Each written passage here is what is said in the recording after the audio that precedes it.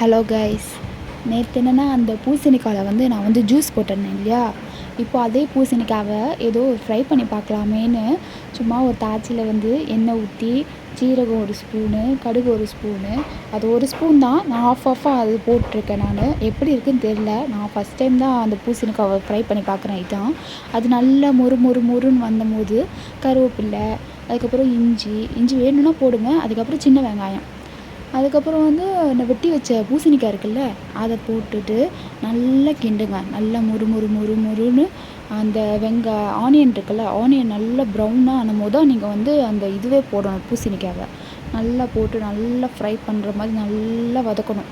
நல்லா வதக்கிக்கிட்டே இருந்தீங்கன்னா அது அதோட தண்ணி சாறு அப்படியே கீழே இறங்கி அப்படியே நல்லா இருக்கும். நம்ம கிண்டிக்கிட்டே இருக்கணும். ஒரு தடவை அப்படியே மூடி வச்சுட்டு ஒரு 5 மினிட்ஸோ ஒரு 2 மினிட்ஸோ நம்ம ஓப்பன் பண்ணி பார்த்துட்டு எப்படி இருக்குதுன்னு பாருங்கள். அது அந்த கன்சிஸ்டி வரும்ல, அந்த இது அது வந்தபோது வேணால் நீங்கள் இறக்கிக்கோங்க. நான் பண்ணேன், ஓரளவுக்கு வந்திருக்கு, நல்லா வெந்திருக்கு. வெந்தபோது நான் ஒரு தட்டில் நான் கொஞ்சம் தான் எடுப்பேன்.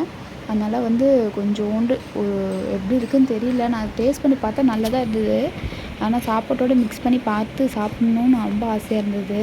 ஆனால் கொஞ்சோண்டு எடுத்துகிட்டு சாப்பாடு ரைஸ் நான் எப்போவுமே ஒரு கப் ரைஸ் தான் சாப்பிடுவேன்.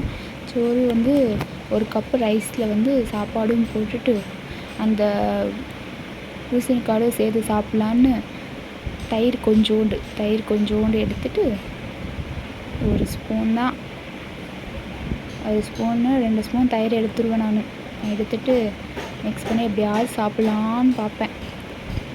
ஆனால் இப்போ நான் டயட்டில் இருக்கனால எப்படி நான்வெஜ்லாம் சாப்பிட முடியாது, எப்படியாவது சாப்பிட முடியும். நானும் மிக்ஸ் பண்ணி சாப்பிட்டேன். செம்ம டேஸ்ட்டாக இருந்தது. எல்லாம் அப்படியே நல்லா வெந்திருக்கு. இது மோர் பூசணிக்காய் சொல்லுவாங்க, மோர் குழம்பு பூசணிக்காய். தயிரை மட்டும் பூசணிக்காயில் மிக்ஸ் பண்ணி சாப்பிட்றது அது மோர் பூசணிக்காய்ன்னு சொல்லுவாங்க, மோர் குழம்பு பூசணிக்காய். அதுவும் சாப்பிட்டு பார்த்தேன், கொஞ்சம் செம்ம டேஸ்ட்டாக இருந்தது. ரொம்ப நல்லா